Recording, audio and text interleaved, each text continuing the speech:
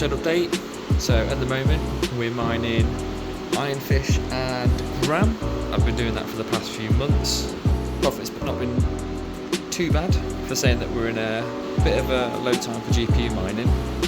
Had a look on hashrate.no to see what we can move to try and make it a little bit more profitable, or for the value of the coin for what I'm mining, including electricity costs, taking that into account.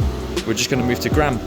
We're going to move all of the rigs. I haven't looked at each card because obviously different cards are better on different algorithms, but Gram seems to be the one to be mining at the moment. So going to take Ironfish off for the time being, switch to Gram, and then we've got the 6 KS0 Pros. I've got one inside the house. They're still mining happily away with Casper. I was looking to mod these. I started with this one. I was going to do the copper mod, change the power supply.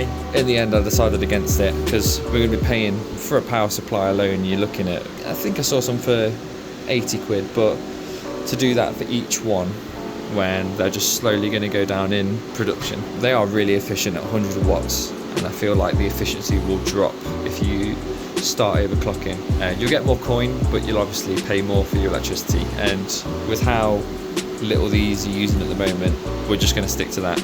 And then we've got our Avalon Nano mining Bitcoin Cash solo mining. We have currently got nothing, which I think most people are, but I'm looking forward to finding out the first person that hits a block on Bitcoin Cash with an Avalon Nano. That will be quite cool to find out. Taking this one off, I don't see the point in this because this is grill. This is like just plastic. I don't understand what that's doing other than being a bit of a barrier, but oh well, that is what it is. Yeah, so we're just breaking even on coins at the moment on mining. Solar panels are helping. The variable rate that I'm on, averaging just over 15p a kilowatt, that's definitely helping for mining in the UK. So I'm going to go to my computer. We're going to switch all of these over to Gram. Shouldn't be too hard because we've already got them set up. It's more of a nightmare when you start mining a new coin and then you have to learn all the ins and outs on what software you have to use. But yeah, here we go. Hey guys, just going to go through my process on how I decide what I'm mining at the time. What I do is pick a coin that doesn't look like a meme coin or a rug pull, so I don't really go into the brand new coins or the early risers. I'm going to check all of my graphics cards 3070 Ti's.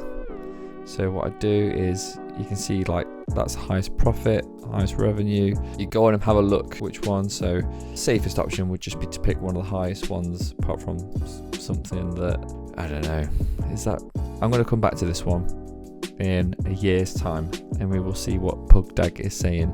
I'm just going to go all in on Gram. So for this one, it's quite handy. You get nice overclock settings for the miners, so that makes it a little bit easier in terms of having to do it all through HiveOS, which I learned after quite a long time that it's best to do it in the miner. It seems to be a bit more efficient. And then I've got 6600 XT, so that's showing Gram as well. Highest revenue is still Iron and Gram, which is what I'm doing. They don't use that much power, so you can get a lot of coins using the 6600s that don't actually cost a lot per day. 4p in 24 hours. Gee, that's so much money. Can you remember when we used to mine with Ethereum? I'm sure it used to be like the equivalent of like $600 a month mining, and that was 4 6600 XTs and a 3060 Ti. But yeah, so profit is obviously next to nothing, but the strategy here is to accumulate and sell when we hit a new bull market. And then I've got a 3060 Ti, same again, well, Iron and Gram. So in my head I thought Iron and Gram dual mining was really low down. It's not too bad. I have to consider the fact that I've got solar. I use about 70 kilowatts a day. This number here, it's always a little bit better than what it shows. I like to try and give it a realistic approach, so that's my average power cost. I'm just going to use this number because you can't rely on solar, it moves too much. So here's one I made earlier, fairly simple to set up. Coin, Gram. Once you put your wallet in, you can select Gram. I did try using the HiveOS version, but it just doesn't work. It wasn't showing me any data when it was showing that my rig was mining on Hive on Pool. Some things wouldn't load, and then it wants you to put a memo phrase for if you're going to send crypto to a wallet that's on a centralized exchange, but if you're sending it to a cold wallet, then you don't need to do that. But it just said that there's an error. So I've gone with ice mining. That's what I've had before.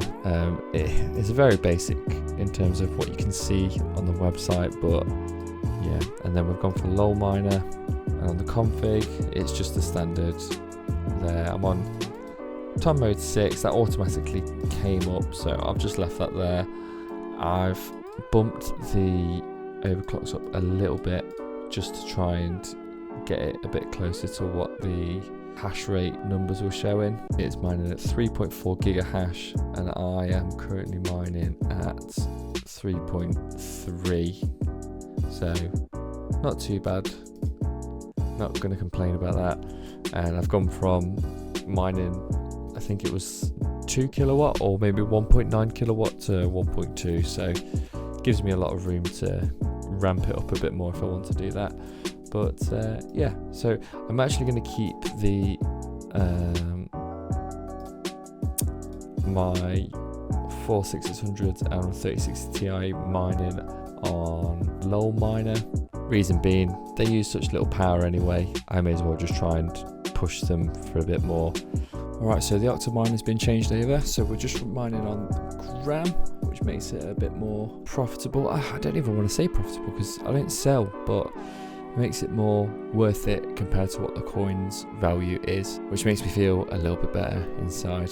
If you guys have any recommendations on things that I should mine or suggestions for the shed, please let me know. If you liked, please drop me a like and subscribe.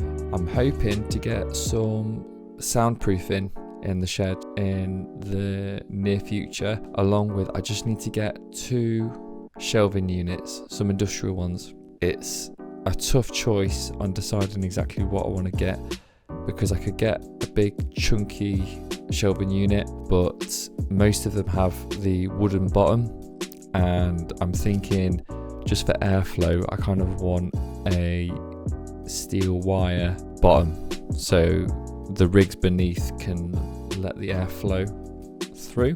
I don't think it'd make too much of a difference now, but when the shed is fully kitted out with lots more rigs, I think it will make a bit of a difference. So I want to try and buy things that can stay instead of upgrading lots of different things on the way. But yeah, let me know what you guys are mining as well. I want to hear from everybody, especially outside of the US and Canada and all those other cheap places, because they've just got it too easy. It's not fair. I think we should all do like a rig swap, but instead of swapping the rigs, just swap the electricity costs. That'll make me a little bit happier. I'll see you in the next video.